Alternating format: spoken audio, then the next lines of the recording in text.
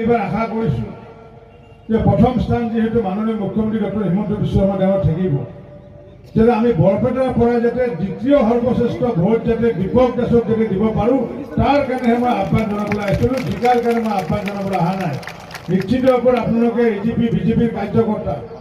মই এইকেইদিন আপোনালোকক আহ্বান জনাম, সকলোৰে ঘৰে ঘৰে যাওক,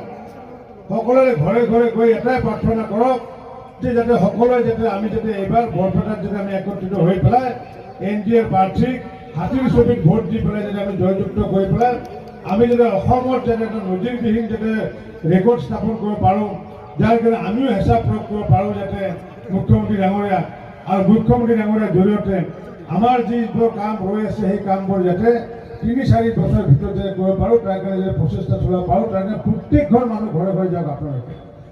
আমি আজি সভা পাতিছোঁ মানে কি, আমাৰ বাৰ্তাখিনি আপোনালোকে প্ৰত্যেক মানুহৰ ঘৰে ঘৰে নিব লাগিব, তেতিয়া সভাখন সফল হ'ব। কিন্তু আমাৰ মুখৰ কথাখিনি যদি আপোনালোকে মানুহৰ ঘৰত নিব নোৱাৰে তেতিয়া সভাখন সফল নহ'ব। গতিকে মই সেইখিনি সকলোকে আহ্বান জনাইছোঁ যে আমাৰ মনৰ যি কথা সেই কথাখিনি